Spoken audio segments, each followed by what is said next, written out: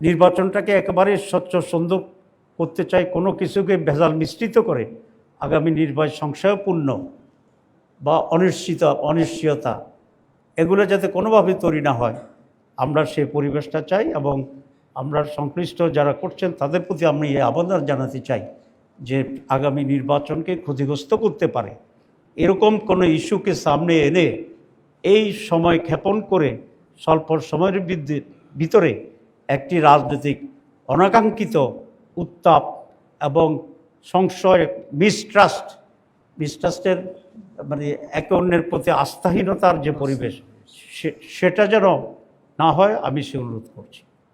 একটা শুভঙ্করের ফাঁকি আমি এখানে দেখতে পাচ্ছি, সেটা হচ্ছে এই যে নির্বাচন ফেব্রুয়ারির মাঝে আমরা চাচ্ছি আমরা সকলে মিলে, তাহলে সামনে আমাদেরকে দুইটা নির্বাচন করতে হবে, একটা গণভোটের নির্বাচন, একটা জাতীয় নির্বাচন। তো দুটা নির্বাচনের জন্য সময় দরকার, প্রত্যেকটা দিনই গুরুত্বপূর্ণ। এখন আপনি এটা মানি না, গভর্নমেন্ট আবার কিভাবে হঠাৎ করে থমকে চুপ হয়ে আসে সেটাও কেন আমরা জানি না, তাহলে সময় ক্ষেপণ হচ্ছে। তো সময় ক্ষেপণ করতে করতে করতে করতে আপনি যদি চালাকি করে এমন এক জায়গায় যান যে বলবেন যে আর তো কোনো সময়ই নেই, তাহলে এটাও কিন্তু এক ধরনের প্রতারণার সুকৌশলে একটি সমস্যা তৈরি করার ষড়যন্ত্র হিসাবে, অপকৌশল হিসাবে এটা বিবেচিত হইতে পারে। এই জন্য আমি মনে করি ফেব্রুয়ারি জাতীয় নির্বাচনের জন্যে আমরা রিফর্মসের উপরে যে গণভোট চাচ্ছি তার জন্য সময় অত্যন্ত কম, প্রতিটি ঘন্টা অত্যন্ত গুরুত্বপূর্ণ। ঐকমত্য কমিশন যে রিপোর্ট সাবমিট করেছে, প্রপোজাল দিয়েছে, ইতিমধ্যে 4 দিন পার হয়ে গেছে।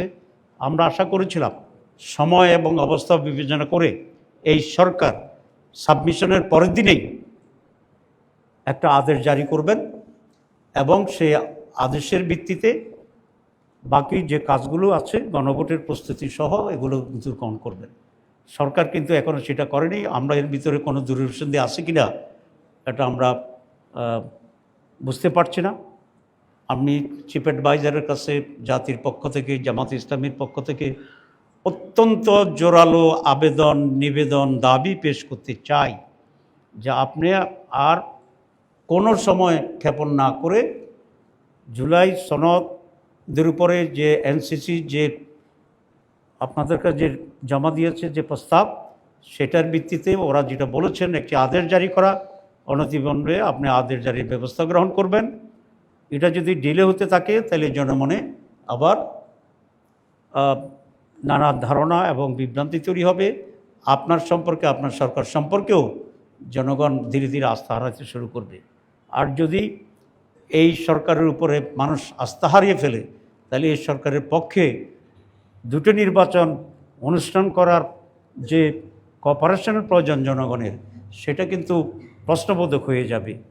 আমি সেজন্য আবার রিপিট করতে চাই যে আপনি আর সময় বিজ্ঞাপন না করে কি আচ্ছা আজকের ভিতরে হলে খুবই উত্তম, কারণ রাত 12টায় 1টায়ও এরকম আদেশ জারির নজির আছে। আর যদি আজকে না হয় কোনোভাবেই আগামীকাল আদেশ জারির ক্ষেত্রে আর দেরি করার কোনো সুযোগ নাই, যদি পরিকল্পিত হোক অপরিকল্পিত হোক। বাংলা টেলিগ্রাফ, সত্য, সঠিক, সব সময়। www.banglatelegraph.com